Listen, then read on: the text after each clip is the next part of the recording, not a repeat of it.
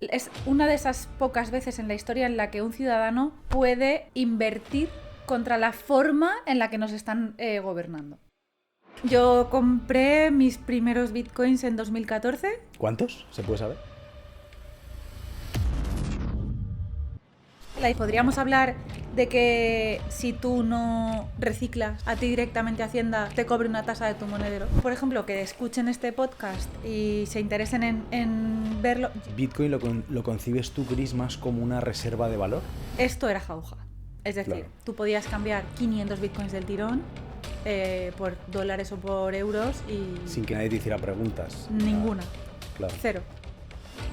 Entonces, obviamente, en aquel momento, muchísimos delincuentes lo vieron como una opción buena de blanquear dinero.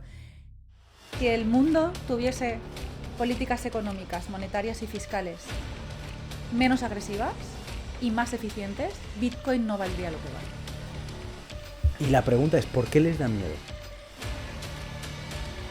Yo creo que les da miedo porque les tiene que dar miedo con razón.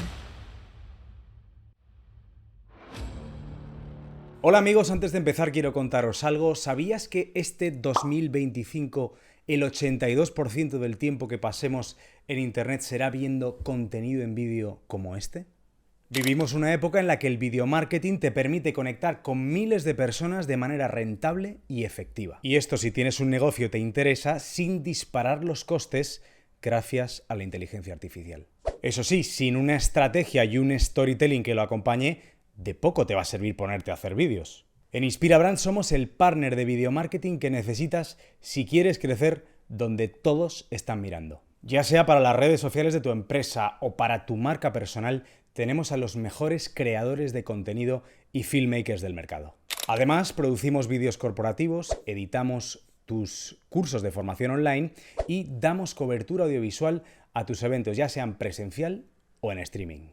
Si te interesa, te cuento mucho más en el enlace que te dejo aquí arriba. Vale, pues ya estamos grabando. Estoy con Chris Carrascosa. Qué placer tenerte aquí, Chris. ¿Cómo estás? Igualmente, muchas gracias. Estoy muy bien. Oye, para quien no te conozca, preséntate. ¿Quién eres? ¿A qué te dedicas? Complicado, ¿eh? Pues, a ver, yo soy Chris Carrascosa, soy abogada de profesión y hace 4 años, o 3 años y un poco, monté mi propio despacho especializado en criptoactivos y tecnologías, digamos, muy reguladas, muy sofisticadas. Oye, ¿por qué te has convertido en una de las personas de referencia en el mundo de las criptomonedas en España?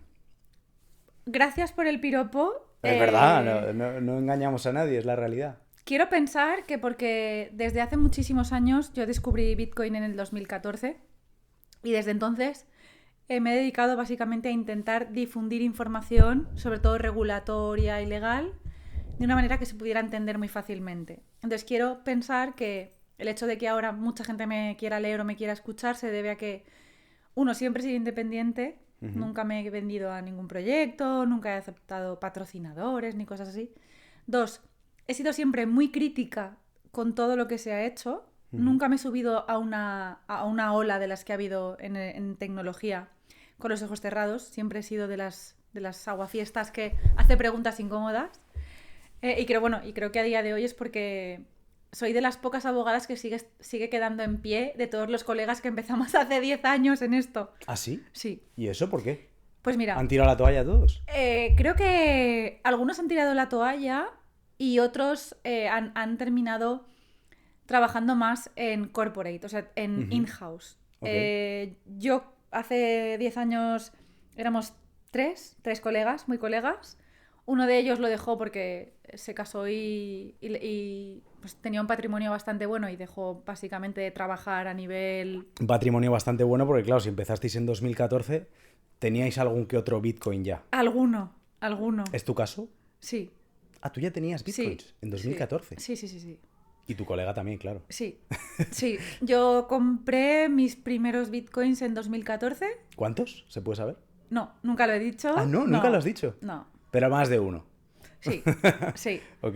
El precio sí lo he dicho. Yo los primeros los compré a $400. Anda.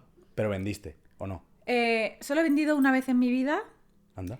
que fue para comprarme mi casa de ahora, y vendí en el 2017. O sea, que ya está prescrito y todas estas cosas. Y tanto. Sí. Y no he vendido nunca más. Es siempre holdeado. Ah, sí. Sí.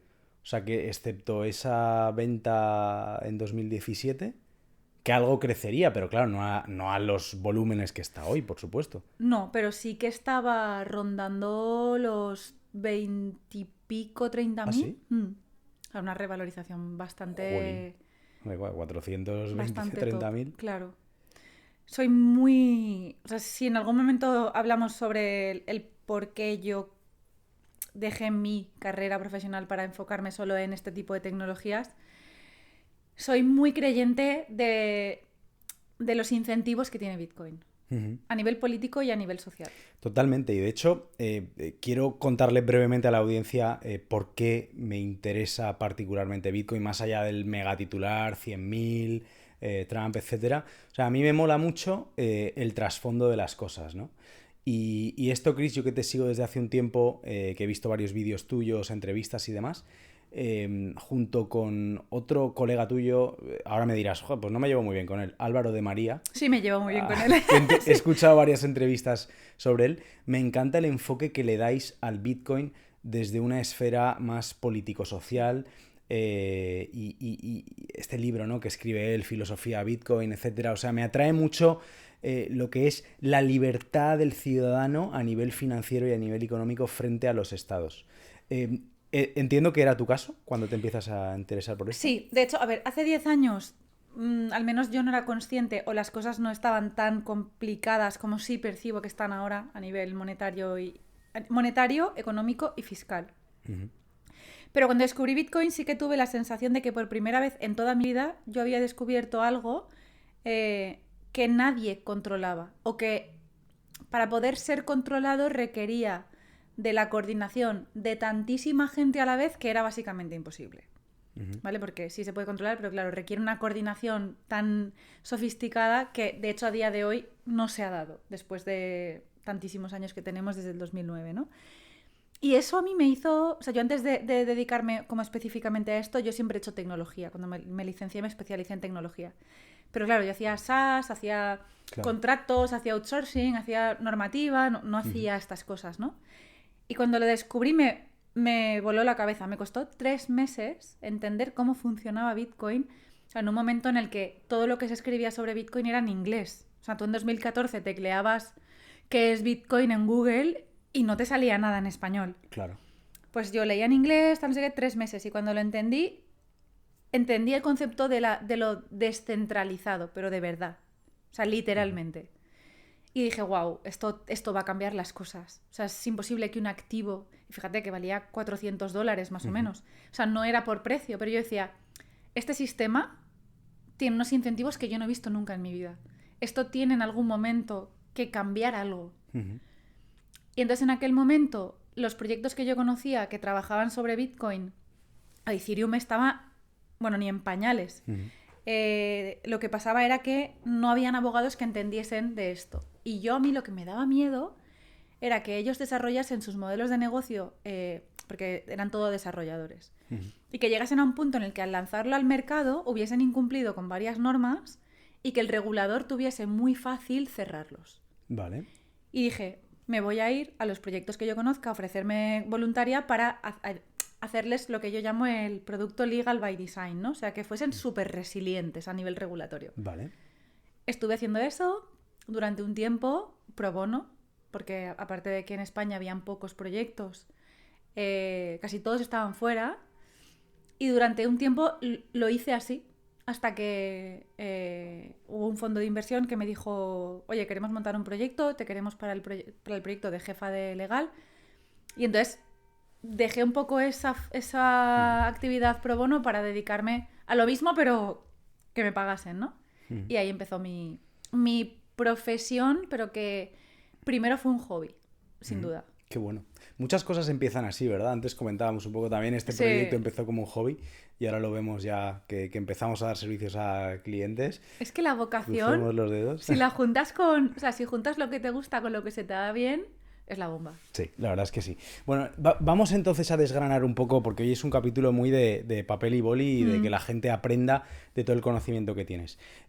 ¿Cómo de independientes y cómo de libres nos hace invertir en criptomonedas? Vale, a ver.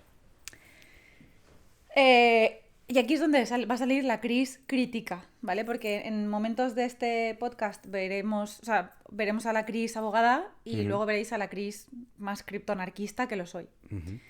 ¿Cómo de libres nos hace? Nos hace todo lo libres que nosotros queramos ser, pero hay un coste transaccional, ¿vale? Vale. Para ser completamente libre dentro de Bitcoin, el coste de transacción es que tienes que tener una formación muy técnica. Correcto.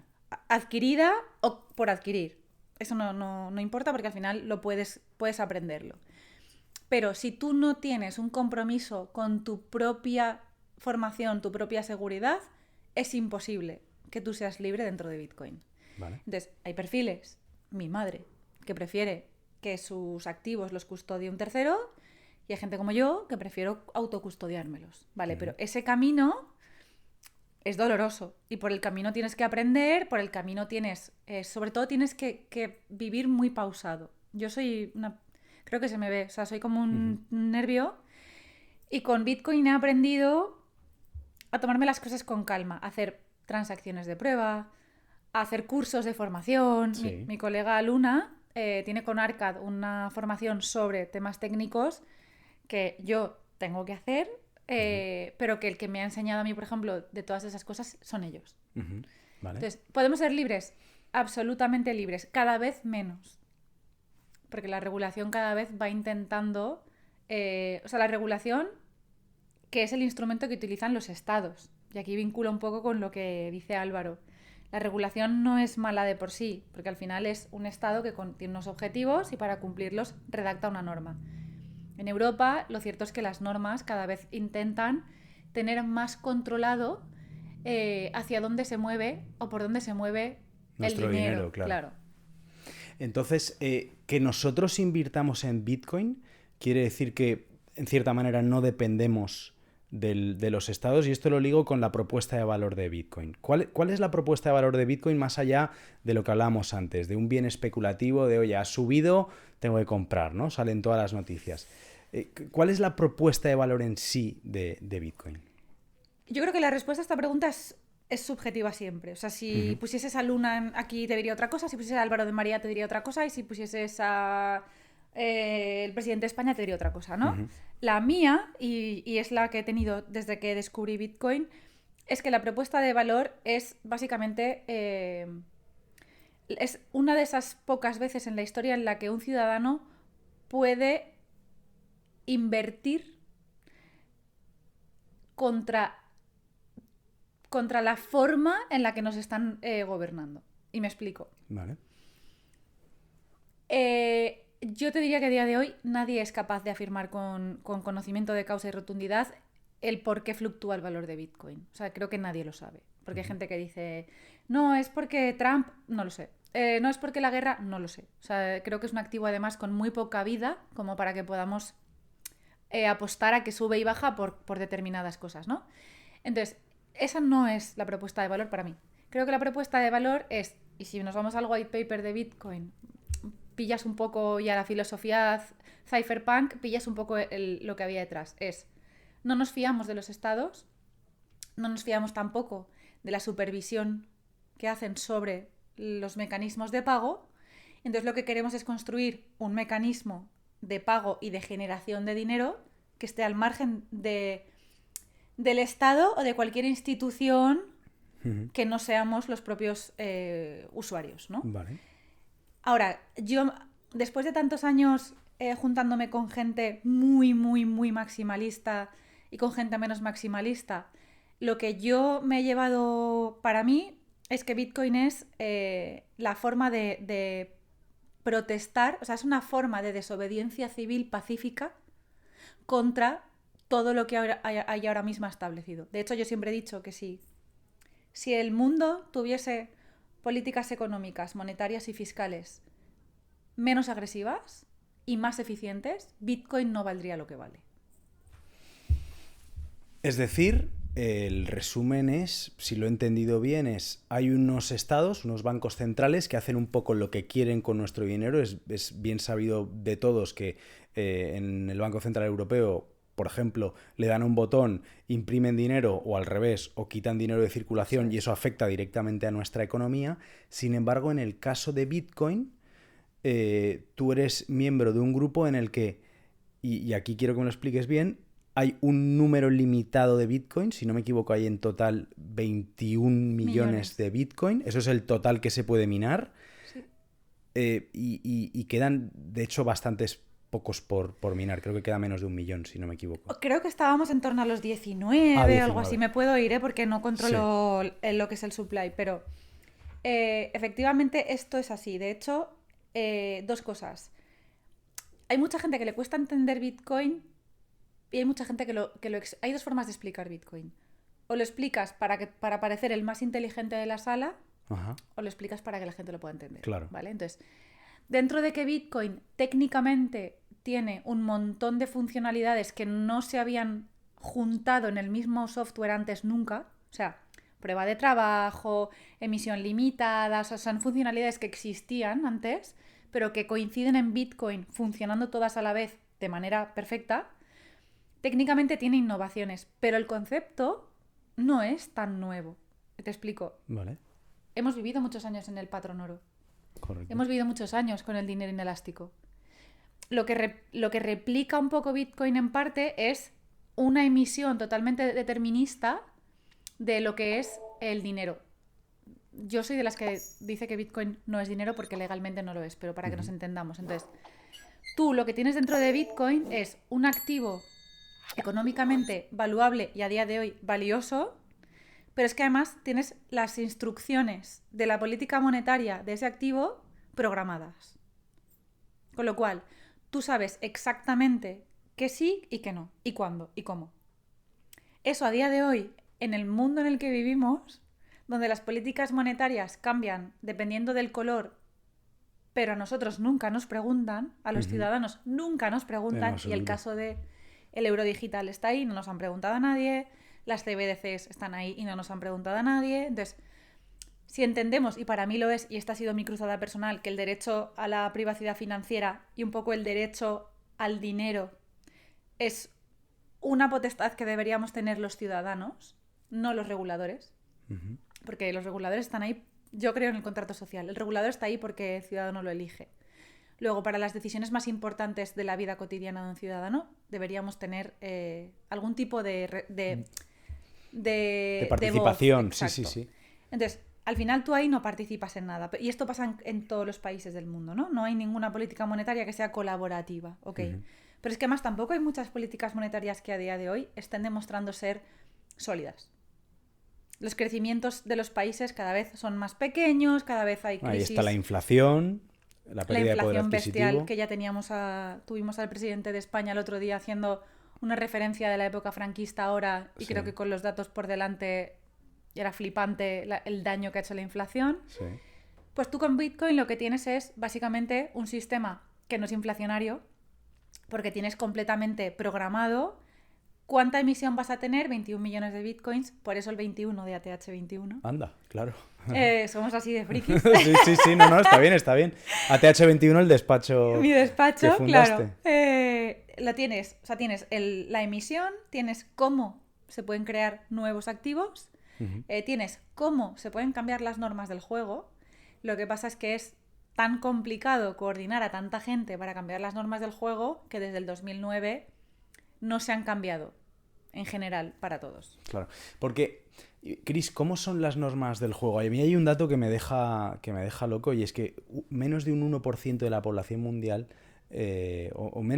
menos de un 1% de las personas que estamos invertidas en Bitcoin entendemos realmente cuáles son esas normas del juego de Bitcoin. ¿Cómo son esas normas del juego? Yo creo que, o sea, yo te diría que yo tampoco, o sea, yo no sé el 100%, porque si tú te metes a nivel técnico... Hasta cierto punto, ¿eh? Wow. Y que lo entendamos todos. Sí, o sea, lo que son las básicas, sí. Pero luego hablo con colegas como Arcad, que es gente que ha estudiado informática, y claro, y me explica cosas que ya no, o sea, que yo ahí digo, ya pierdes completamente. Claro. Pero, por ejemplo, a mí esto es lo que me vuela a la cabeza, que es el hecho de que estos sistemas de incentivos se hayan conseguido hacer de manera tan buena. Por ejemplo, el minado, ¿vale? O sea, sí. Satoshi Nakamoto, que es el El padre fundador, exacto, sí. el padre fundador, inventor de Bitcoin, lo que hace es crear un sistema en el que los nuevos Bitcoins se minan, ¿vale? Ujú. ¿Y cómo se minan? Pues se minan a través de una cosa que se llama prueba de trabajo, que es que para poder crear un Bitcoin nuevo, tú tienes que poner, y aquí voy a ser súper rudimentaria, ¿vale? Tienes que poner tu dispositivo, ordenador, antes. Ahora ya son pedazo de infraestructuras llenas de tarjetas gráficas, Claro. pero en un inicio tú ponías tu ordenador a trabajar. ¿A trabajar en qué? Pues es una prueba de trabajo que, para que nos entendamos, básicamente el software de Bitcoin es como si el software de Bitcoin te dijese, oye Fernando, para que tú puedas crear un Bitcoin, yo voy a pensar un número del 1 al 2.500.000. Ajá. Entonces, ¿tú cómo intentarías averiguarlo? Probando números. Total. Fuerza bruta, vale. Cuando tú, yo Sí, cualquiera. y toda la población. Entonces, todos empezaríamos a probar números porque todos queremos minar ese Bitcoin. Ujú. El que consiguiese averiguarlo es el que se lleva un poco, o sea, se lleva la capacidad de minar ese Bitcoin. De minar un Bitcoin. Correcto. Vale, eso ha lógicamente evolucionado a que a día de hoy tú con un ordenador... Yo conozco un caso el año pasado de una persona que consiguió minar un Bitcoin con un portátil. ¿En serio? Sí, sí, porque me lo trajeron al despacho para hacerle la declaración de la ganancia, pero claro, le cayó Claro, una creo que le pasta, cayeron, creo que eran 6 Bitcoins y medio, una cosa así. O sea, la Madre recompensa mía. estaba ahí. Entonces, esto lo combinas con qué? Con que luego tienes porque tú dices, bueno, vale, este sistema de crear activos está guay, ¿no? Porque a ver, es seguro porque está cubierto de criptografía. La criptografía es una forma de cifrar datos que tiene varios niveles. El que tiene Bitcoin es, digamos, la más avanzada. Esto que decían de ahora con los ordenadores cuánticos, Bitcoin no va a pasar. O sea, los ordenadores cuánticos podrán afectar a distintas aplicaciones que tiene Bitcoin, pero no el software de Bitcoin, ¿vale? Vale. Entonces lo tienes cubierto por una capa de criptografía asimétrica, que es lo siguiente. Bitcoin no podría existir sin el sistema de wallets, que son monederos, ¿vale? Bitcoin es un programa informático, fin. Y los wallets son esos monederos en los que tú recibes tus bitcoins monedas o tus digitales, criptoactivos, sí. ¿vale? Estos wallets funcionan con lo que se llama un sistema de clave público-privada, ¿vale? Esas claves público-privadas son criptografía simétrica. ¿Qué significa esto? Que tú, cuando creas... o sea, las claves se crean de una manera que no es absolutamente imposible hacerle ingeniería inversa para averiguar una clave privada a partir de una clave pública. Es imposible. Entonces tú no puedes, digamos, hackear un monedero de alguien haciendo ingeniería inversa sobre su clave pública, ¿no? Tú me envías a mí tu clave pública para que yo te envíe unos bitcoins. Claro. Yo con esa clave pública, por más que haga, no voy a conseguir averiguar la privada, que es la que firma las O transacciones. sea, que es anónimo. Bitcoin. Es seudónimo. Ya ahora te cuento por qué. Seudónimo. Es seudónimo. Bitcoin lo que te permite, la diferencia entre ser anónimo y ser seudónimo es que ser seudónimo te permite elegir cuándo revelar tu identidad. Ser anónimo es, por defecto, Claro. no se va a saber quién eres. Seudónimos que tú puedes elegir cuando Tú quieres. eliges. Vale. Que va en línea con el movimiento tanto, o sea, de cypherpunk, de la gente que estaba alrededor de Satoshi, Sí. de que si te lees, por ejemplo, el manifiesto cypherpunk, tú lo que lees ahí es que lo que ellos intentan desarrollar es un universo en el que tú tengas la capacidad de decidir qué datos tuyos va a conocer el gobierno o el Estado. Vale. No que tú te escondas del Estado, sino que la forma en la que tú te relaciones con tu Estado sea una relación en la que no sea el Estado el que te obligue a ser constantemente público o identificado, sino que tú puedas tener determinados aspectos de tu vida en privacidad. Vale, entendido. Y casos prácticos, porque claro, ha tenido bastantes detractores, ¿no? El movimiento Bitcoin. Sobre todo para la parte de negocios un poco más fraudulentos, drogas, tráfico ilícito de armas, etcétera. Claro, aquí en cierta manera Bitcoin sí que le está haciendo como un favor, ¿no? A este tipo de entidades o de Te diría que criminales. sí y no. Y aquí suelo ser bastante transparente porque como realmente yo no soy, lo que hemos hablado antes, no soy un man on a mission, yo no tengo la misión de evangelizar sobre Bitcoin, eso me permite poder un poco darte la visión equilibrada Claro. que yo tengo, ¿no? Mira, al principio, años 2014, 15, 16, cuando las plataformas de intercambio de bitcoins por dinero fiduciario no tenían normativa, no tenían regulación, esto era jauja. Es decir, Claro. tú podías cambiar 500 bitcoins del tirón por dólares o por euros y Sin que nadie te hiciera preguntas. Nada. ninguna. Claro. Cero. Entonces, obviamente, en aquel momento, muchísimos delincuentes lo vieron como una opción buena de blanquear dinero. Creo que también hemos arrastrado mucho, y a mí esto me da pena porque es esa falta de conocimiento técnico que a mí me raya la cabeza, de Silk Road. O sea, mucha gente cuando Silk hablas... Road. Sí. ¿Qué es esto? Pues mira, cuando tú hablas con gente que, que ha escuchado algo pero que nunca se ha metido a entender, Sí.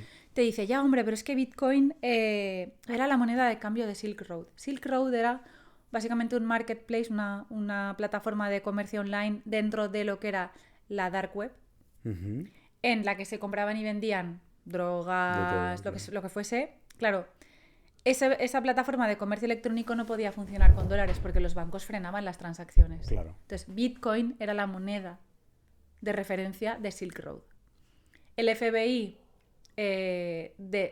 identifica a una de las personas que, digamos... O sea, Silk Road era un marketplace que tenía muchas cosas, pero también tenía este tipo de objetos ilícitos o servicios ilícitos, precisamente porque al usar estos servidores que no se pueden rastrear, pues la delincuencia acaba ahí, ¿no? Entonces, el FBI identifica a una de las personas que había puesto en marcha Silk Road al principio, cuando Silk Road era un marketplace sin más, Ujú.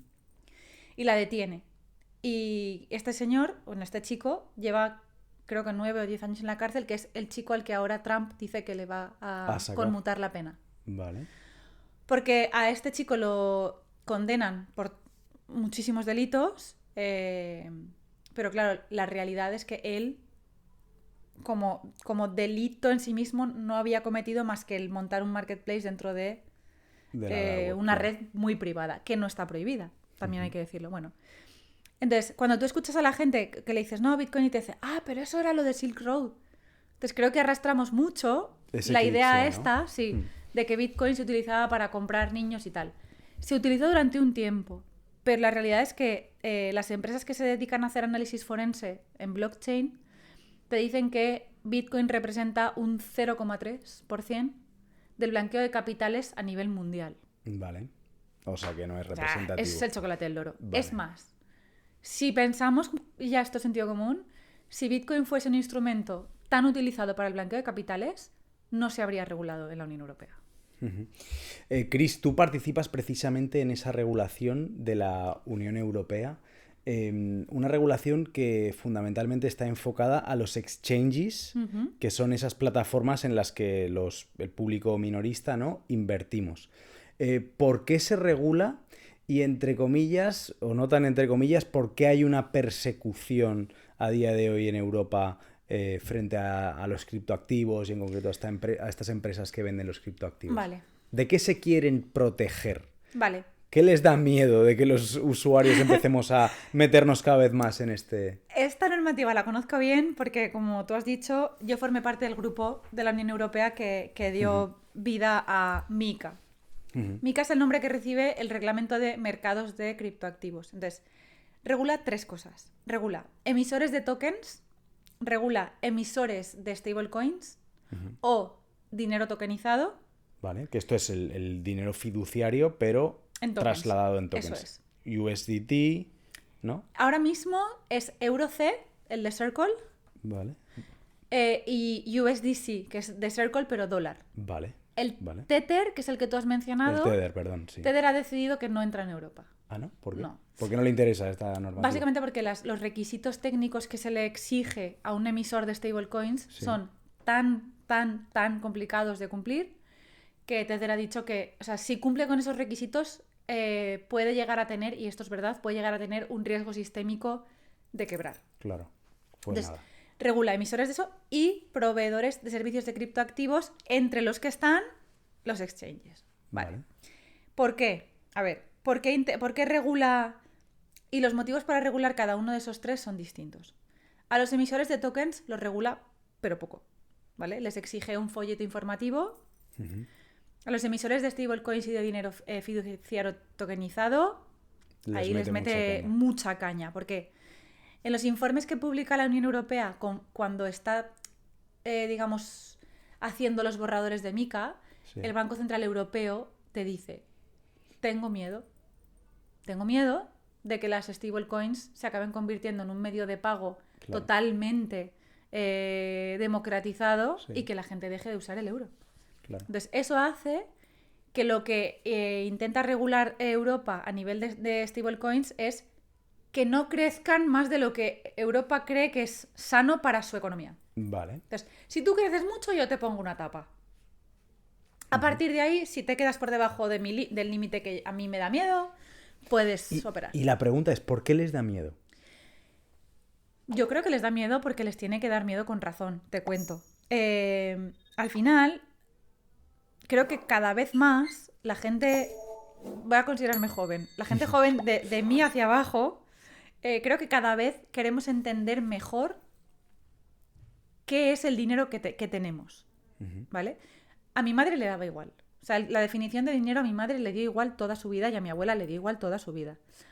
A mí sí me ha importado saber por qué yo cada vez tengo menos poder adquisitivo. Y a la gente joven hay muchísima que está totalmente de saber por qué cada año perdemos poder adquisitivo, por qué la legislación fiscal cada año es más exigente. Entonces, ¿qué pasa? Que esto hace que si combinas eso con generaciones cada vez más digitales, claro, las monedas estables, las stablecoins, por definición, están referenciadas a una moneda de curso legal y son estables, pero no las emite el Banco Central. Vale. Entonces, ahí el Banco Central considera que tiene un problema. O sea, una stablecoin entonces no pierde su valor. No pierde su valor. Así como el euro sí que lo pierde. Claro, o sea, lo que es la stablecoin, al ir referenciada, por ejemplo, al euro, si el euro pierde valor, la stablecoin pierde valor. Pero lo que tú tienes es un emisor que no es un banco, ni central ni no central, no es un banco, ¿vale? Que te está sacando valor de circulación de tus emisiones de euros y te lo está metiendo en unas emisiones de tokens que tú no controlas. Claro. Entonces, realmente si tenemos en cuenta que el pastel es el que es, lo que tú tienes es un señor que ha venido a comer pastel y a un montón de gente que quiere de ese mismo pastel. Claro. ¿Vale? Entonces, con razón, yo creo que la Unión Europea, o sea, con razón si empatizas con ellos, no digo que tengan razón. Sí. Ellos pensaron, a ver, vamos a permitir que esto se haga, pero vamos a poner como una tapa a que si se alcanza determinado volumen o de transacciones o de market cap, podamos parar esta stablecoin en concreto. Que es lo que le pasa a Tether, que tiene un market cap tan alto que por normativa tendría que cumplir con una serie de cautelas que hacen totalmente inviable el modelo de negocio. O sea, te pongo un ejemplo para que lo entiendas. Tether, por su market cap, que creo que estaba en los 130.000 millones, se convierte en emisor significativo, según la normativa. Porque rebasa. Pero la se cifra lo que ellos han pasa, marcado. vamos. El 60% de los depósitos que tiene Tether, de sus usuarios, el 60%, los tiene que tener depositados en bancos. O sea, más de la mitad de los fondos de tus clientes Madre mía. los tienes que tener metidos en bancos. Vale. Tú sabes, porque habrás vivido alguna, que hay momentos en el ecosistema cripto que hay movimientos de pánico en los que mucha gente retira. Claro. Pues si eso pasa, y pasa, lo que se encuentra Tether es que tiene el 60% de los depósitos de sus clientes metidos en un banco que viernes, sábado, domingo y festivos no te va a atender. Claro. Entonces, claro, Paolo Androino, que es el CEO de Tether, te dice, si yo tengo un bank run un sábado y a mí me están queriendo retirar el 50% de mis clientes, no tengo con qué devolverles. No tengo cómo pagarles. Entonces, claro. quiebro. Entonces, con razón han dicho, no vamos a entrar en Europa.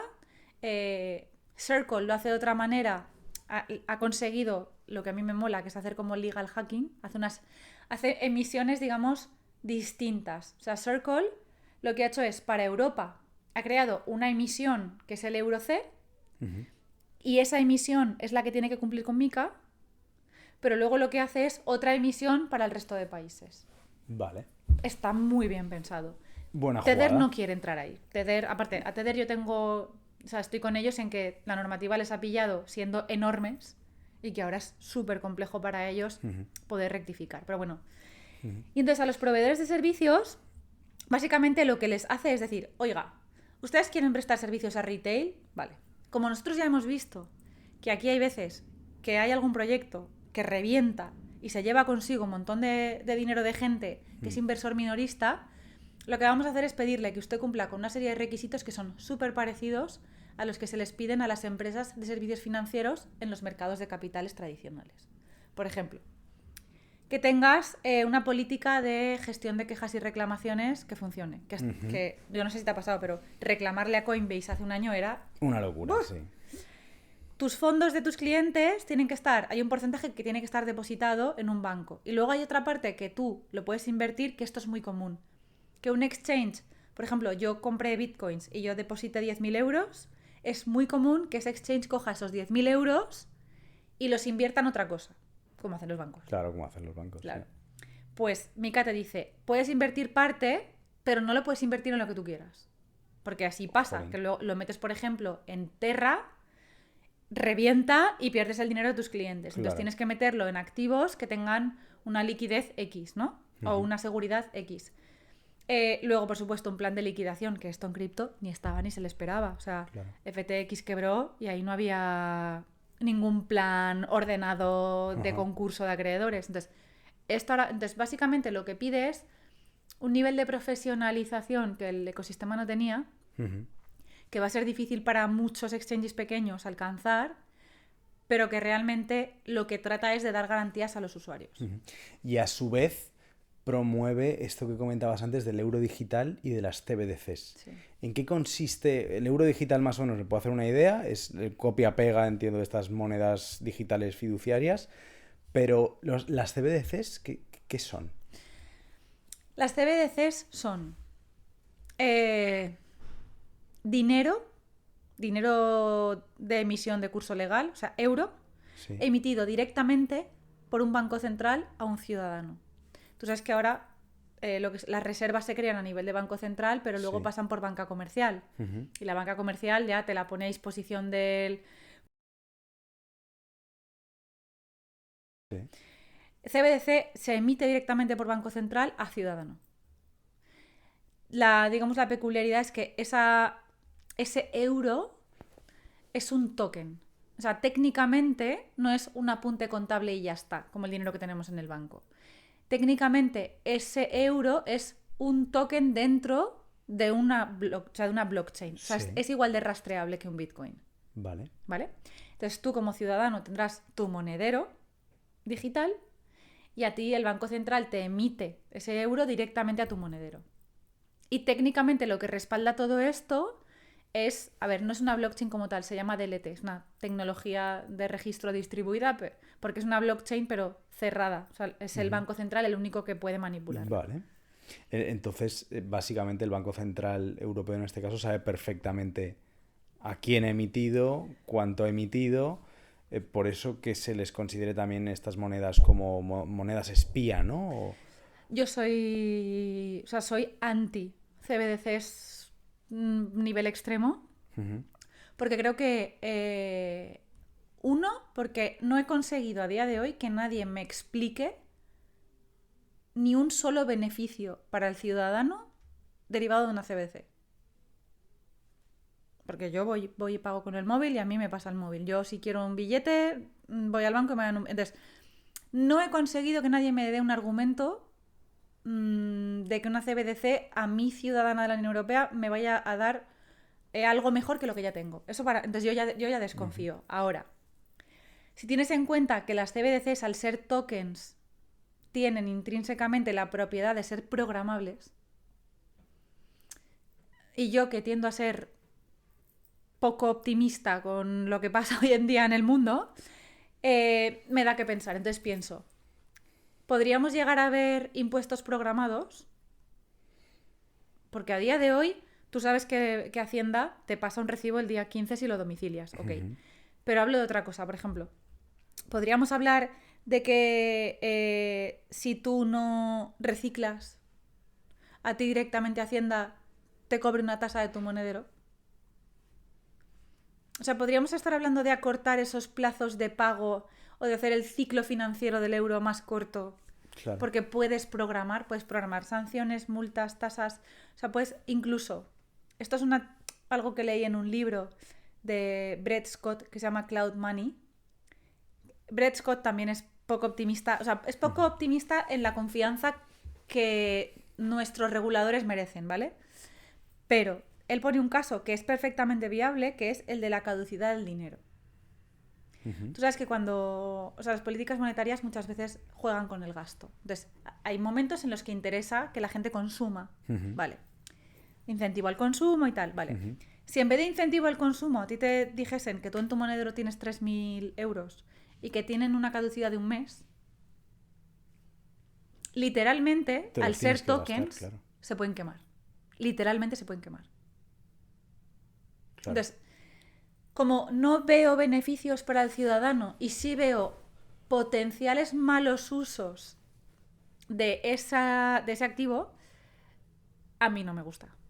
¿Y todo esto, Chris, para cuándo? O sea, ¿cuándo el ciudadano se tiene que empezar a preparar para todo esto? Porque claro, la gente igual nos está escuchando ahora y dice, jolín, pero yo esto todavía lo veo muy lejos. Yo sigo pagando con mi billete de 5 el café y sigo haciendo tap con el móvil cuando pago con tarjeta. ¿Cuándo llega todo esto del monedero digital? A ver, la regulación del euro digital ya está. Es que esto me pasa mucho. Lo que pasa es que como... no sé si es voluntario o involuntario, pero como nuestros estados no nos forman, o sea, no hacen nada por formarnos en temas financieros, claro, no lo sabes, pero el reglamento sobre el euro digital ya existe, ¿vale? Hay un primer borrador, pero ya existe. Las licitaciones para ver quién es el proveedor tecnológico de estos monederos ya se están haciendo. Los estándares de identidad digital para poder usar estos monederos con tus credenciales como ciudadano, ya están. O sea, ya se han hecho.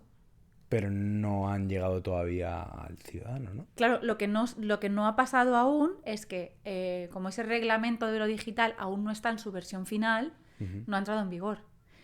Si tú lees en la web, porque la Unión Europea tiene una web del euro digital, si tú lo lees, un poco el calendario va para 2028. ¿Vale? Pero claro, esto será de la noche a la mañana. O sea, porque esto ya lleva años pasando.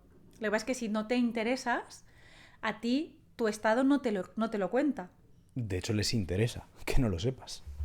Entonces, si no pasa como, por ejemplo, que escuchen este podcast y se interesen en verlo, yo he llegado a un punto en el que hay determinadas normativas como la del euro digital que me he puesto una notificación. ¿En serio? Sí, entonces cuando hay una... ¿En 2028? Porque puedes, o sea, tú te metes en la web y, y lo que sí que te permite la Unión es que si hay una norma que tiene algún cambio, a ti te envían un correo electrónico. Vale. Entonces te envían una cosa que pone have your say, ¿sabes? Como, dinos lo que piensas. Entonces, yo eso lo tengo, porque si no, las cosas avanzan y yo no me entero. Claro. Y hay cosas que preocupan. O sea, 2018, ¿vale? Estamos al inicio de 2025, quedan 3 años, ¿no? Sí. 3 años para que lleguemos a una situación en la que debemos protegernos. ¿Y cómo debemos protegernos? O mejor dicho, informarnos. Igual no nos tenemos que proteger. Igual lo que tenemos es que tener el conocimiento. Y en base a tener ese conocimiento, ¿de qué nos tenemos, a qué nos tenemos que atener y cómo debemos actuar?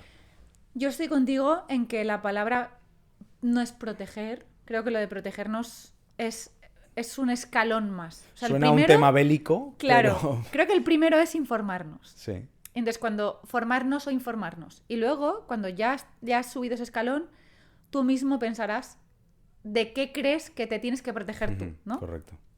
Desformarnos e informarnos. ¿Cómo? Gracias a Dios, a día de hoy, la comunidad hispana de criptoactivos y de Bitcoin es buenísima. O sea, buenísima. puedes leer de muchas fuentes que... O sea, te diría, por ejemplo, Álvaro es filósofo. La parte más filosófica de Bitcoin yo creo que la clava, ¿vale? Con su libro. Si quieres interesarte por Bitcoin a nivel técnico de una manera sencilla, Luna tiene los mejores podcasts que hay. Y luego la parte regulatoria, yo por ejemplo escribo un blog donde intento aterrizar mucho toda esta ola de normativa súper compleja que nos está entrando, ¿no? Y luego ya pues tienes eventos o tienes... los másters normalmente ya son para quien profesionalmente hace algo en concreto. Claro. Pero te puedes formar muy bien. Entonces, yo creo que lo que sí que animaría a la gente es... hay un libro muy bueno que todos los que estamos en cripto nos hemos leído, que se llama El individuo soberano. Vale. Está en inglés, pero el año pasado se tradujo por primera vez al español. El individuo soberano. Sí. Entonces, el individuo soberano es... ¿De qué habla este libro? Stop. Lo escriben dos señores, yo soy malísima para los nombres, no me lo sé, en los 90. Ojo. Fíjate. Y ellos prevén un mundo en el que, por ejemplo, te dicen, un mundo en el que el dinero va a ser programable. Te prevén un mundo en el que los sistemas políticos como los conocemos van a quebrar. Y ellos, por ejemplo, prevén, y esto existe, las micrópolis. Es decir, lo que ha hecho El Salvador, que es erigirse en una jurisdicción con Bitcoin como moneda de curso legal, o lo que hacen muchas jurisdicciones a día de hoy, que es venderte pasaportes de sus microestados a cambio de o dinero, o sea, ya no te piden que residas allí. Entonces, todo el sistema este de ser ciudadano de un sitio, el concepto está cambiando a una velocidad bestial. Este libro ya lo preveía. Entonces, hace una serie de... Y no es como un libro de previsiones, ellos son antropólogos. Entonces explican cómo creen ellos que va a evolucionar el ser humano y por qué. Pero lo clava. O sea, literal lo clava. ¿Vale? Es un libro gordito, pero entonces, todos los que nos hemos leído este libro, lo que nos hemos dado cuenta es que lo que fomenta mucho el estado de ahora es el no te preocupes, tú no te preocupes, yo ya miro por ti. No te leas las leyes. Pues tú y yo que somos valencianos, lo de que miran por nosotros... No. Por eso, que lo que pedimos y fomentamos mucho es el autoconocimiento, la autoinformación y la soberanía individual. O sea, hay una frase muy típica dentro del ecosistema cripto que es don't trust, verify, que es no confíes, verifica, o no compruebes, compruébalo tú mismo, que sirve para todo. Entonces, es un rollo, porque es un trabajo que siempre tienes que estar yendo a la fuente, pero al final yo creo que tal y como se pueden poner las cosas, el ciudadano saca más valor de autoinformarse que de dejarse llevar por el paternalismo estatal. Yo entonces lo que veo es que Bitcoin lo concibes tú, Chris, más como una reserva de valor, más similar al oro. Sí, yo siempre he sido contraria a Bitcoin como dinero, siempre, ¿vale? Y entiendo que hay gente que no, y creo que en la diversidad de criterios está la gracia, ¿no? Nunca lo he visto como dinero porque yo soy abogada, entonces ningún estado, salvo 3 puntuales, van a aceptar Bitcoin como medio de pago. Luego, obviamente, ahora ya no tanto, pero yo viví Bitcoin siendo un activo volátil y eso no había Dios que lo quisiera usar de dinero. Y sin embargo, ahora parece que se está conformando como una reserva de valor. No sé si lo sabes, pero lo he leído hoy. Es una noticia de hoy. Parece que Trump, que entra dentro de en días, pocos días, ¿no? Sí. A presidir Estados Unidos otra vez, ha creado un comité de especialistas en criptoactivos y ha confirmado que va a hacer una reserva estratégica de Bitcoin. Algo que ya había dicho en campaña, pero que ahora oficializa, ¿no? Exacto. Con él hay 17 estados ya americanos que han promovido borradores de ley para crear sus propias reservas, con lo cual a mí eso me da más apoyo a pensar. Yo ya lo he usado siempre como reserva de valor, pero creo que de verdad el mundo lo está viendo como una reserva de valor. O sea, que tú ves un mundo para irnos un poco a la parte más filosófica, en el que los ciudadanos tengamos nuestro pendrive en casa con nuestras... Porque entiendo que esto además funciona con un código, ¿no? Con una contraseña, la que tú... Contraseña y frase semilla. Contraseña y frase semilla. Y ahí tendremos como el que ponía las joyas de la abuela en la caja fuerte. Aquí vas a ponerlo ahora en un pendrive. Así es como te imaginas tú un poco... Así es mi mundo. Sí. O sea, al final, yo creo que no soy un buen ejemplo de maximalista, porque es verdad que creo en Bitcoin, pero yo vivo en fiat, o sea, vivo en dinero fiduciario, ¿no? Y vivo, o sea, y funciono bien. Pero es verdad que, por ejemplo, mi patrimonio está diversificado. Yo, lo hemos hablado antes, he invertido en inmobiliario, tengo dinero en la cuenta y luego tengo inversiones en cripto, ¿no? Pero claro, es que por primera vez tu riqueza ya no es ostensible u ostentosa. O sea, tú no sabes la cantidad de gente que puedes ver por la calle con cientos de millones en un dispositivo así. Eso, y ¿sabes lo guay? Que la gente con más dinero en Bitcoin es gente que nunca en la vida te dirán que tienen Bitcoin. Entonces, esa manifestación de riqueza que nosotros culturalmente hemos vivido, Sí, de el un coche, la casa, no sé qué, las cuentas bancarias donde Hacienda ve lo que tienes o el Estado ve lo que tienes. Ese concepto es muy loco, ya no va, o sea, puede dejar de existir. Porque además tiene una cosa que Álvaro lo menciona mucho en su libro, que es la capacidad de movimiento de esa riqueza. O sea, si yo, por ejemplo, y esto es un ejemplo que voy a poner, si yo, es un ejemplo de un cliente mío, una empresa muy grande, que ellos eran ucranianos y explota la guerra y literalmente la empresa entera sale de Ucrania, ¿vale? Ellos hacen custodia propia. O sea, hacen custodia de los activos de sus clientes. Estamos hablando de millones de euros. Ellos cogieron los pendrives, literalmente, en una maleta. Madre mía. Y salieron corriendo de allí. ¿Tú sabes lo que te cuesta, por ejemplo, en caso de una guerra, salir con tus pesos de Argentina? No, imposible. Es imposible. Es imposible. O incluso con tu patrimonio físico o allí. Tu casa, claro, tu claro. casa, o tu edificio oro, de, ¿sabes? Nada, dices chao, si tienes suerte ya volverás a poder recuperarlo. Pero es una riqueza que es muy movible, es muy, muy discreta. Y luego, pues que es muy soberana. Tú no necesitas a nadie. Los proveedores de monederos, de estos dispositivos USB que son monederos físicos, los proveedores de esos monederos, los mejores, los buenos, no guardan tus datos. Cuando compras uno, ellos automáticamente destruyen toda tu información.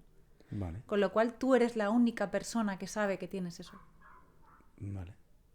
Madre mía, es muy loco. Es muy loco. Es muy loco. ¿Y qué te iba a decir? Para la parte fiscal, decías, Hacienda no se entera. A mí la última declaración de la renta ya me salió. A mí ya me salió un pequeño parrafito. De que sabían que yo no había vendido nada, ¿eh? O sea, yo no había obtenido ninguna ganancia por ello. Y sin embargo, ellos ya me notificaban en la declaración que efectivamente yo había comprado. ¿Cómo se han enterado? Pero tengo colegas que habían vendido y comprado y no les salió. O sea, yo tengo la sensación de que aquello fue un globo sonda. Pero a día de hoy sí lo saben. O sea, si tú compras y vendes, sí lo saben. Porque a día de hoy, desde el año pasado, las plataformas que te hacen de intermediarias entre la compra y la venta tienen una obligación de trasladarle a Hacienda toda la información de tus transacciones. Pues a nivel fiscal, entonces, nos han fastidiado un poco, ¿no? No, vamos, pero es que sí es lo único que les importaba. O sea, a nivel fiscal, a ver, tienes la opción de comprar y vender a través de casas de cambio, o sea, de exchanges, que no están en España, con lo cual no reportan Hacienda. Aún tienes esa opción. Vale. Y no es ilegal hacerlo, ¿vale? Lo ilegal es no pagar los impuestos, ¿vale? Claro. Pero comprar y vender en plataformas que están fuera de España no es ilegal. Lo digo porque como no sabemos quién va a escuchar este podcast y yo soy muy rigurosa con el tema técnico, Claro. lo puedes hacer. Entonces, ¿qué es lo que pasa? Que yo con toda la gente con la que he hablado del tema fiscal, todo el mundo te dice lo mismo. Y hablamos de gente con ganancias muy heavy. O sea, gente que igual compró a céntimos y ha holdeado hasta ahora. Todo el mundo te dice lo mismo. Yo no tengo problema en pagar, porque hablamos de una generación de riqueza casi espontánea. Claro. O sea, nadie se ha levantado a sudar por ese dinero. Efectivamente. Entonces te dicen, no tengo problema en pagar impuestos. El problema que tengo es, uno, en cómo me trata a mí la agencia tributaria, que es o sea, para empezar mal, y luego en la complejidad consciente que a mí me impone y que encima si me equivoco me sanciona. Claro. Entonces, toda la gente con la que yo he hablado, y yo me incluyo, lo que te dice es, si a mí Hacienda me dijese, esto se hace así, esto se hace así, y es sencillo, o sea, valor de adquisición menos valor de transmisión, lo que te salga el 19%, yo lo pagaría. El problema es que te dice, valor de adquisición menos valor de transmisión, pero si es una permuta, tienes que aplicar FIFO y no LIFO. Si tienes pérdidas patrimoniales, vas a tener que traerme sangre de unicornio para que me crea que has tenido una pérdida patrimonial. Entonces, no. Ahí ya la gente... Claro, a diferencia, y antes lo comparábamos con el oro no pasa esto. Si tú No tienes pasa. oro físico y tú vendes, tú intercambias oro por dinero fiduciario, tú no pagas nada. Y si haces lo que se llama, que esta es mi pelea fiscal, si tú haces lo que se llama el cambio de fondo, o sea, si tú haces un intrafondo, que es que vendes un paquete de acciones y compras de otro fondo, Tampoco. tú no calculas ganancia. Efectivamente. Tampoco La calculas pagas. cuando sacas, o sea, cuando Sacas. desinviertes. Sí. Esto no aplica a cripto. Ah, ¿no? No. Cuando cambias, por ejemplo, Bitcoin y Ethereum. Hacienda dice que es una permuta.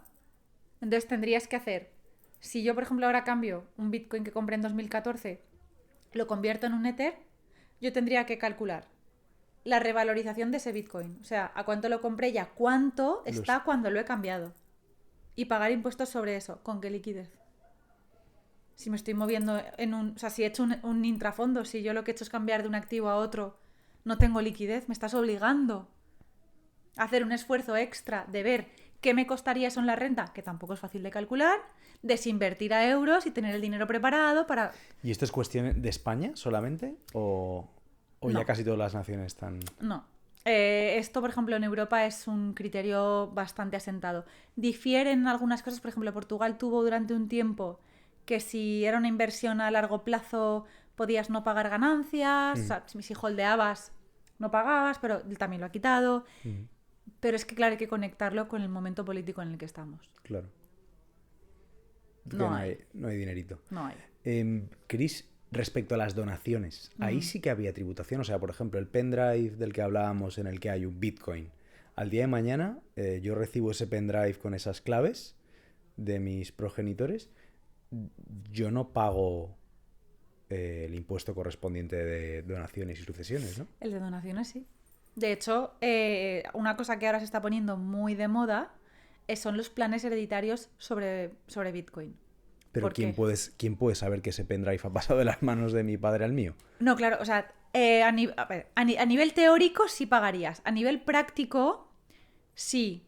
Por ejemplo, tu padre te deja en algún sitio o en un protocolo notarial, te dice esta es la clave, tú cuando dentro de millones de años se vaya, tú ese pen te lo llevas a tu casa y ya está, ¿vale? No hay forma de acreditar, pero claro, tienes que asegurarte que los activos dentro de ese pendrive siempre hayan estado, digamos, holdeados y adquiridos en un momento en el que la normativa no te obligaba a identificarte.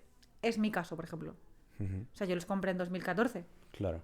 A mí en 2014 no había normativa que me obligase ni a mí ni a la plataforma a través de donde los compré, ¿no? No me obligaba a identificarme. ¿Que en aquella época qué plataformas eran? Coinbase. Ya existía Coinbase en 2014. Quiero hablar, Chris, que nos cuentes un poco cómo se comporta el mercado, ¿no? Porque ahora, bueno, ha habido este halving, ¿no? Que yo sé muy lo básico, ¿no? Que durante 4 años se produce un halving, que quiere decir que el número de minados que se producen se reduce a la mitad y así hasta que se lleguen a esos 21 millones de los que antes hablábamos, ¿no? Y posteriormente a eso viene una cosa que se llama bull run, ¿no? Y que a partir de ahí se supone que es cuando se puede disparar el valor. Sí. Para los que sabemos muy poquito, ¿cómo se comporta ese ciclo económico de Bitcoin? Esto que vamos a contar ahora forma también parte de lo que hemos dicho antes que tiene este software de Bitcoin, que son varias genialidades puestas juntas de manera que funcionan, ¿vale? Uh-huh.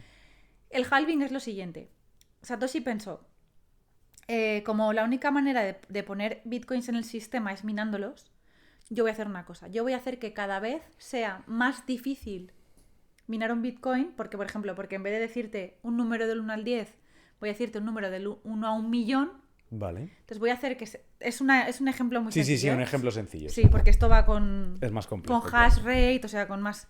y básicamente lo que voy a hacer es poner más difícil esa prueba Uh-huh. y voy a cada 4 años partir por la mitad la recompensa que te voy a dar. Entonces, tú a día de hoy no minas Bitcoin. O sea, a ver, sí minas Bitcoins, pero realmente lo que haces es tú minas un bloque. Uh-huh. Y el software automáticamente te da una recompensa que es en Bitcoins. Vale. Tradicionalmente, ¿qué es lo que ha pasado? Tradicionalmente lo que ha pasado es que cada 4 años hay un halving, que es que el software, cada vez que yo, por ejemplo, mino un bloque, esa recompensa que me da el software se parte a la mitad, cada 4 años. Satoshi pensaba que si hacía eso, un poco lo que hacía era, en vez de crear, o sea, el ansia viva, voy a decirlo con mis palabras, el ansia viva por tener bitcoins, si el los ansia hacía viva, decreciente... eso te ha quedado muy José Mota, ¿eh? El ansia viva, me gusta. Es que no sé cómo explicarlo si no soy tan gráfica. No, muy bien. O sea, es como un incentivo decreciente, ¿vale? Si tú pones un incentivo decreciente y una prueba de trabajo de complejidad creciente, lo normal es que al final se queden los que están, o sea, los que están aquí por el tema, ¿no? Uh-huh. Vale. Entonces, ¿qué pasa con el halving? Esto es teoría económica. O sea, si tú tienes 6,5 bitcoins de recompensa y mañana el mismo bloque que te va a costar más minarlo te da la mitad de recompensa, claro, ¿tú qué haces? Buah, pues 2 cosas. Uno, la gente que mina bloques, ver de qué manera seguir siendo eficientes económicamente, pero para el resto de los mortales decimos, ostras, claro, a menos oferta, misma demanda, que esto precio se que acaba, sube. Claro. Entonces, tradicionalmente ha pasado eso.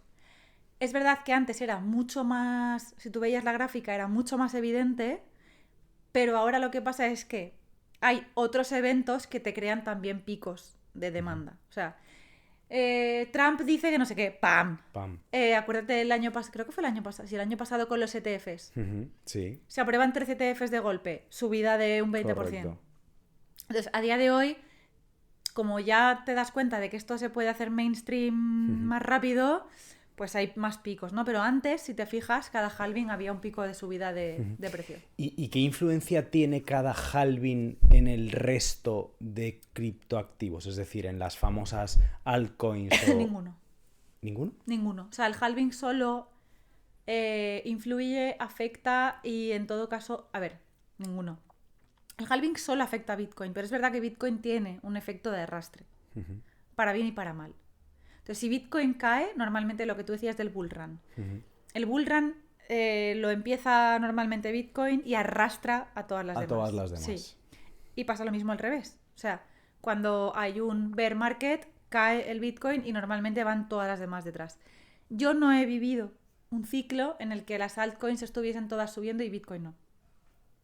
Vale. No lo he vivido. Vale.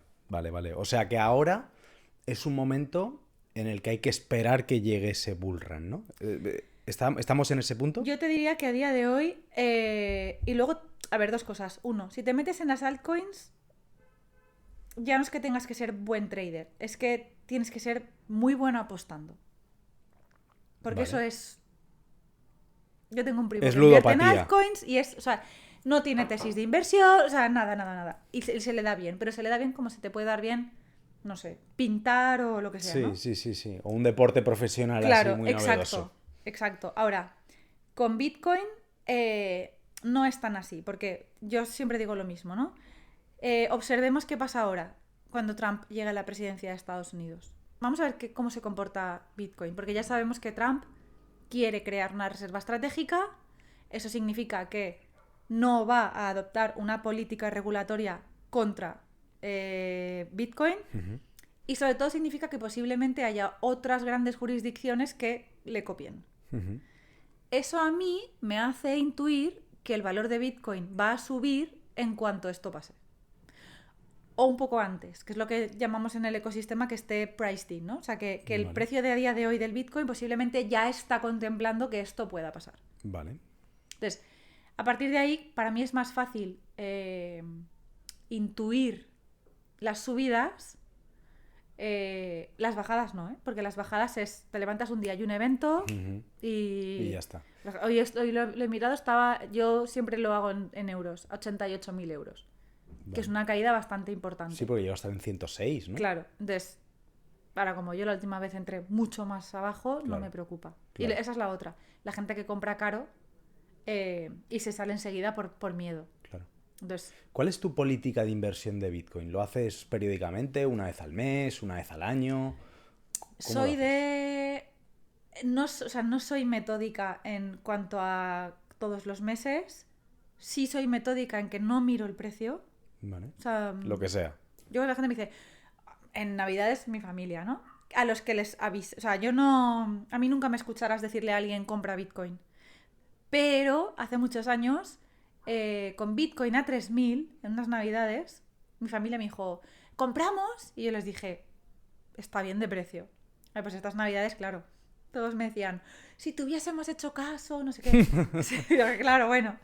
Entonces, sí que soy metódica en que no miro el precio y meto cantidad suficiente como para que si yo mañana me levanto y esto está en 0, a mí no me afecta. A ti te da igual. O sea, que yo pueda seguir viviendo, o sea, ni soy la típica loca que, en el buen sentido de la palabra, ni soy maximalista de vivir todo en Bitcoin, ni soy de las que dice, no, 80.000, qué caro. No, o sea, pues ¿sabes por qué? Porque para mí no es un instrumento de inversión. Claro. Sigue siendo un instrumento de desobediencia política.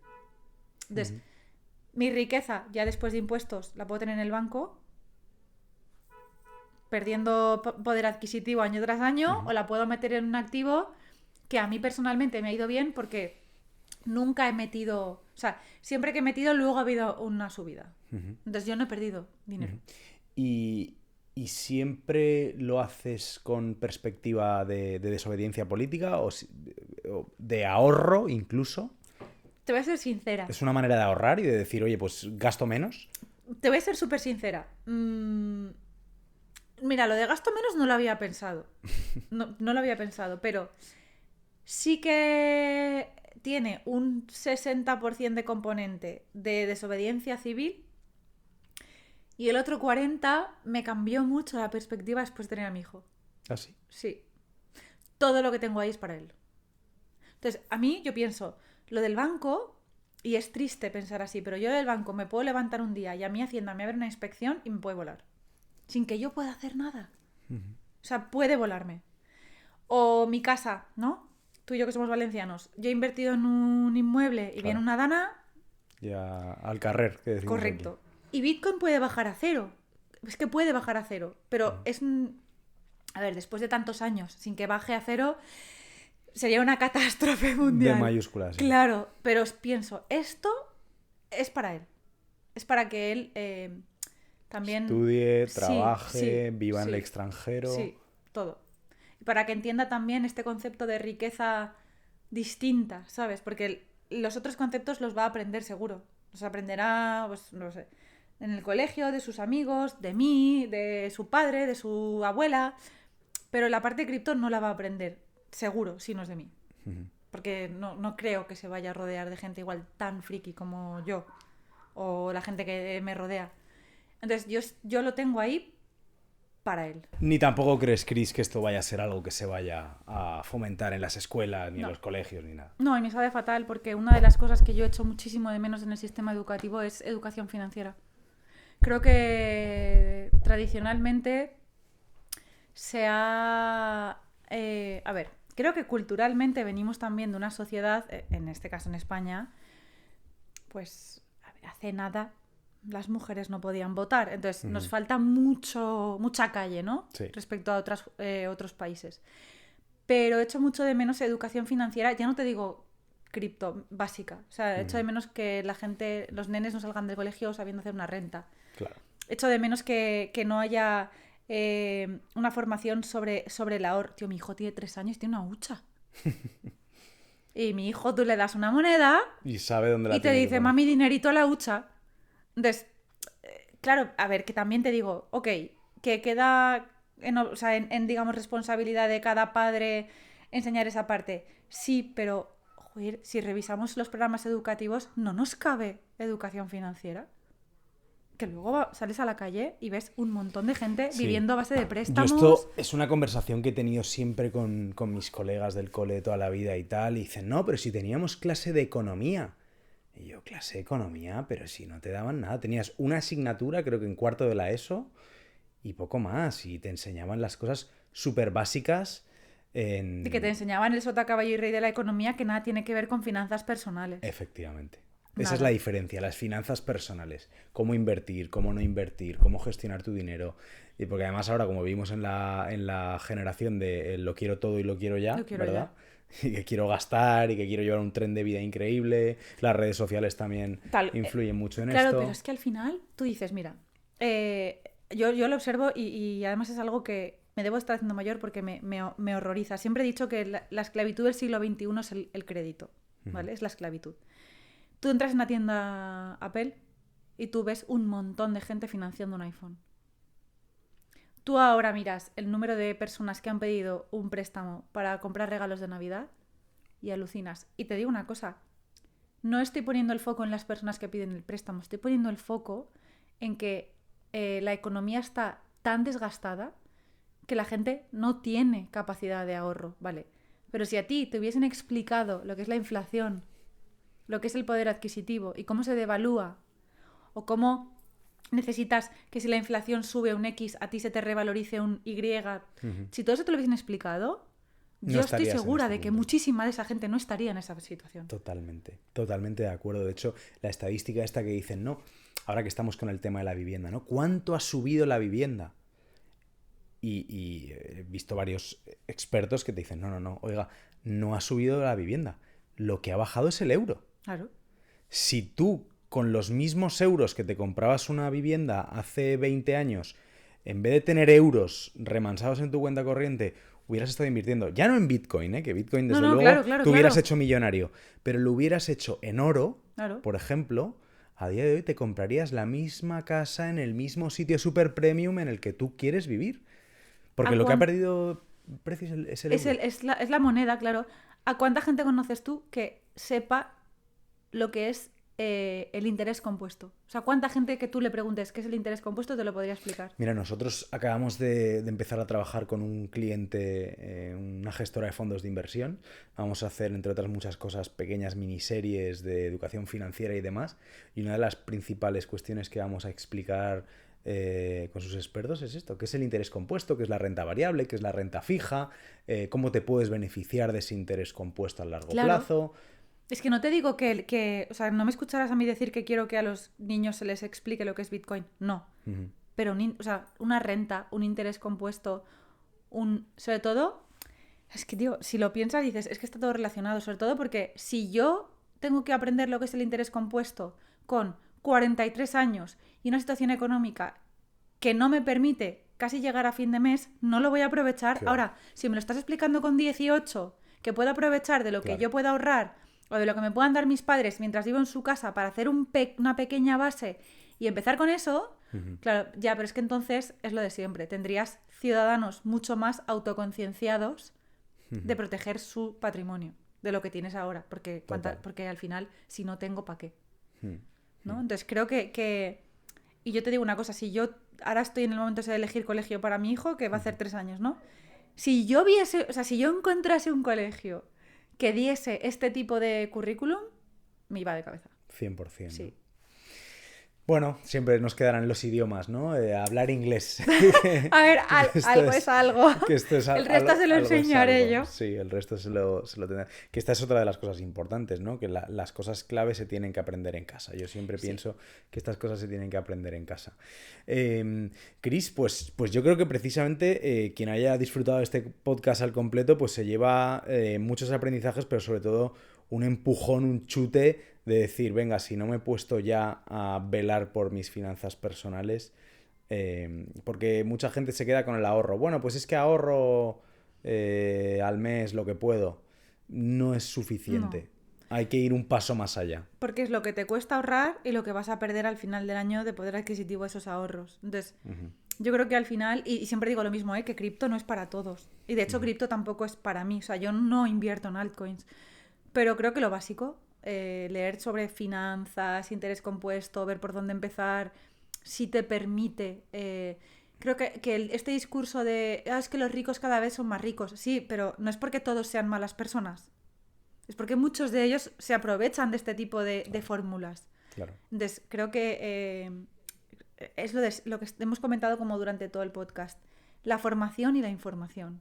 Total. Hay que formarse. Sí. Hay que formarse. No hay que renunciar y no hay que dejarse llevar por tanta basura que por desgracia abunda en la propia televisión, ¿no? Sí. Que al final nos quieren como muy bobitos, ¿no? Y saber cada vez menos. Que no preguntes. Que no preguntes, que no tengas pensamiento crítico, Claro. que es una de las cosas que intentamos fomentar aquí, que seas como un borrego. Y Claro. al final, cuando eres un borrego, pues claro, Eres más fácil de manejar. efectivamente. Y por lo tanto, además, eres votante. Correcto. Cautivo. Cautivo. Cautivo. Oye, me gusta mucho lo del one man in a mission, ¿no? Sí. Esto es algo también que... ¿Dónde has escuchado tú esto? Porque me gusta mucho y me lo voy a copiar, ¿eh? Esto, pues mira, te voy a recomendar un podcast ¿Ah, sí? que se llama Nada que ganar, Vale. de que verás una cara sospechosa. ¿Ah, sí? Sí. ¿Produces tu propio podcast, de verdad? Tenemos un podcast entre 3 colegas. Lo hacemos Javi Recuenco, él era ex presidente de Mensa, Asociación de Superdotados. Él lo Vale. es. Vale. Jaime Rodríguez de Santiago, que es actualmente CEO de Airbnb en España. Vale. Y yo. Entonces, Vale. hablamos de cultura, o sea, de cosas que pasan en el mundo y divagamos, ¿no? Somos bastante distintos políticamente, Vale. pero lo que nos dice la gente que nos escucha es que mola escucharnos porque somos capaces de conversar entre nosotros y convencernos a veces teniendo puntos de vista muy diferentes. Qué chulo. Entonces, el Man on a Mission salió en el último capítulo que grabamos del podcast, sobre todo por el tema de los discursos, lo de las... ¿Escuchaste a Albert Rivera hablando Sí. de que Sí, de las las pensiones eran sí. un esquema Ponzi, pero que lo decía ahora que estaba fuera de política? Entonces, de ahí salió el tema de Albert Rivera era un man on a mission, que ahora es otro tipo de mission, ¿sabes? Claro. Ahora es un señor canallita que quiere Claro. un contradiscurso y Claro. tal.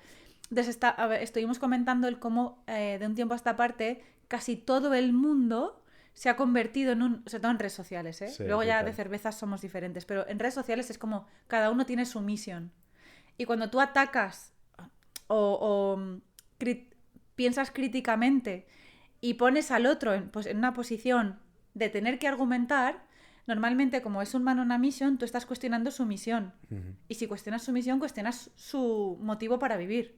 Entonces, de ahí sale que directamente, si te metes en Twitter, a cualquier cosa que tú preguntes, ¿y esto por qué? Facha, Total.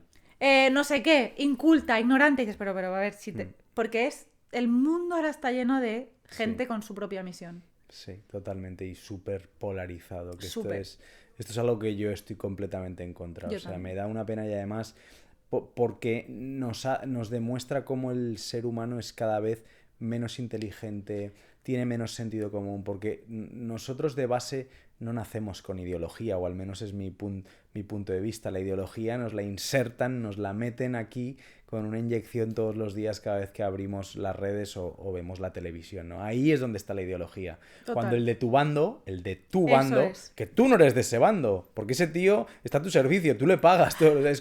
Es como si en la empresa el tío al que pagas, tu empleado, obviamente lo tienes que defender a capa y espada, pero es él el que te debe a ti. Claro, claro. O sea, es él el que está trabajando para ti.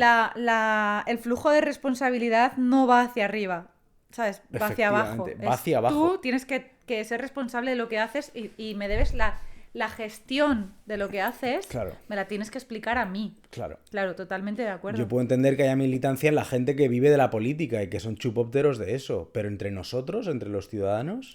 Sí, pero mira, lo están consiguiendo porque al final han conseguido que ideología equivalga a misión en tu vida. Entonces, si tú estás cuestionando algo de mi ideología, estás cuestionando algo sobre mi misión en la vida. Claro, ¿eso qué hace? Provocar una reacción súper exagerada.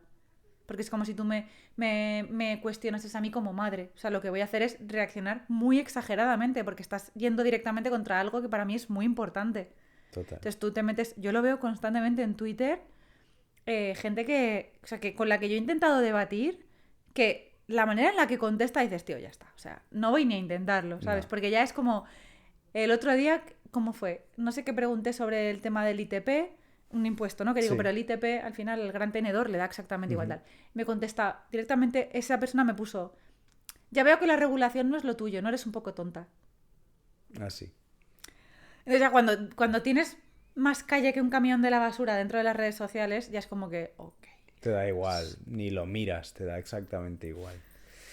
El tema de la vivienda, otro qué tal, ¿eh? El tema de la vivienda, Chris. Antes me hablabas, y para finalizar, que no quiero alargarlo mucho más, pero me ha llamado mucho la atención el tema de lo del tokenizar viviendas, Sí. que esto es lo último. O lo de socios.com, ¿no? Tokenizar clubes de fútbol. Lo de la vivienda. ¿Cómo a alguien, porque yo soy, lo hablábamos antes fuera de cámara, yo soy completamente, o sea, no tengo ningún tipo de interés en invertir 20.000 euros, por ejemplo, en un token de una vivienda en lugar de ahorrar el pico que me falta para pagar la entrada para una vivienda. Y esto hay plataformas que ya lo están haciendo. ¿Cuál es su razón de ser y por qué hay gente que quiere invertir en el token de una vivienda? Vale, pues a ver, esto nace con, y lo hemos comentado antes, el mercado inmobiliario es un mercado tradicionalmente ilíquido. Es decir, tú cuando inviertes en inmobiliario, tú tienes que apalancarte y tienes que aguantar una serie de años, normalmente hasta desinvertir. Vale. Este problema de que el mercado inmobiliario es ilíquido ya lo han puesto de manifiesto plataformas como Housers, que han intentado crear un mercado secundario para esas inversiones y no se puede, por normativa. Vale. Entonces, hubo alguien que hace tiempo dijo, bueno, pues en vez de intentarlo al modo Housers, ¿por qué no creamos un token que represente una parte del edificio? O sea, Vale. no, en realidad representa tu inversión dentro del préstamo que se le hace a la empresa para que compre un inmueble. Vale. O sea, un poquito de crowdfunding mezclado con inversión, ¿no? Sí. Vale, entonces, claro, ese token, esas operaciones se hacían sin un marco regulatorio, porque no existía una norma que te permitiese o te prohibiese tokenizar tu derecho de crédito sobre un bien inmueble. Vale. El año pasado o el anterior, que yo también participé ahí, se aprueba una ley nueva de mercado de valores en España que permite por primera vez en España, primera vez en Europa también, tokenizar instrumentos financieros. ¿Vale? Tradicionalmente los instrumentos financieros, o sea, tradicionalmente no, nunca se habían tokenizado porque no existía este concepto. Ahora se permite tokenizar deuda, bonos y acciones. Vale. Entonces, ¿qué sucede? Que la gente que había estado tokenizando, voy a decir a lo marrano, pero realmente solo se podía hacer así, ¿vale? Que nadie se ofenda, pero se hacía a lo marrano, dice, ostras, si ahora tenemos una ley de mercado de valores que nos permite tokenizar deuda y tokenizar acciones, ¿por qué no vehiculizamos las inversiones a través de estos instrumentos financieros tokenizados? ¿Qué conseguimos? Vehiculizar inversión en inmobiliario de manera totalmente legal. Claro, tú sabes que el retail mueve pasta, pero los fondos mueven más, sobre todo en inmobiliario. Entonces, se pone de moda el año pasado y un concepto que es el de tokenización de instrumentos financieros. Vale. ¿Qué significa esto? Y te respondo a tu pregunta. Yo entiendo que tu concepto de inversión inmobiliario es otro, el mío también. Pero hay mucha gente que en la inversión en inmobiliario no busca tanto la revalorización, que la hay, porque hoy en día, ¿quién te da un 5 o un 6% anual? Y a veces no es anual, ¿eh? Que hay veces que inviertes en flipping y tienes un 5% en 7 meses, 6 meses, vale.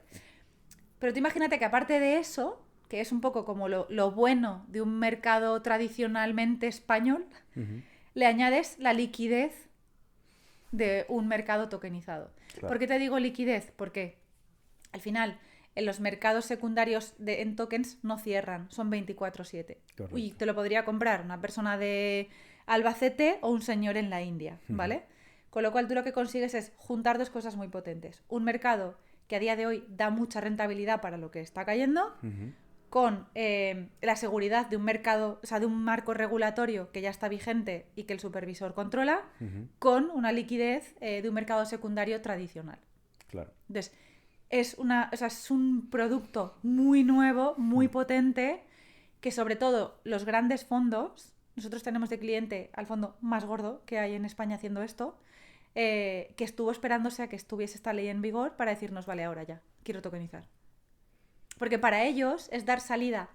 No es lo mismo un activo que tiene de vida 8 años, tú inviertes 8 años y desinviertes, no es lo mismo para un fondo que un producto que tú inviertes y tú al día siguiente puedes vender. Claro. Es que no es lo mismo.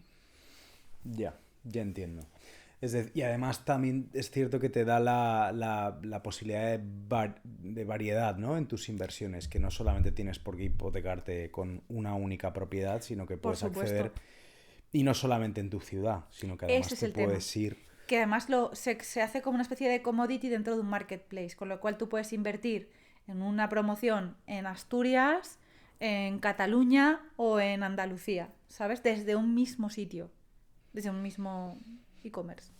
Bueno, me comprometo a estudiarlo un poco más. Venga, vamos a darle una segunda oportunidad, pues sí que es verdad que uno tiene la mentalidad todavía muy clásica, ¿no? De la inversión en inmuebles. Sí. A mí me costó, ¿eh? Yo hasta que no tuve varios clientes que querían hacer esto y le escuché sus motivaciones y dije, lo entiendo. Pero claro, yo nunca me habría puesto en la posición de un fondo o de un gran tenedor, incluso de alguien que con 500 euros, por ejemplo, lo que quiere es poder invertir, pero luego quiere poder vender. Claro. Sí puede revalorizar.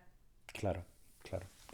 Que las revalorizaciones en este caso, al estar en promoción, me imagino que serán prácticamente automáticas, ¿no? En el momento se ha construido, bueno, automáticas, igual 2 años, 3 años. Puede ser que sí, porque si tú, por ejemplo, eres una promotora top 3 en España y cierras una promoción, ya te digo yo que es que ese token al día siguiente tiene mercado secundario.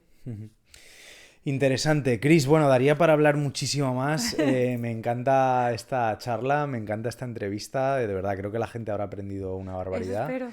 Y Jolín, muchas gracias por haber venido a ti, al por podcast haberme de traído a Inspirabrand. este sitio tan chulo. No, y nada, y Jolín, que sigas iluminándonos con tu sonrisa.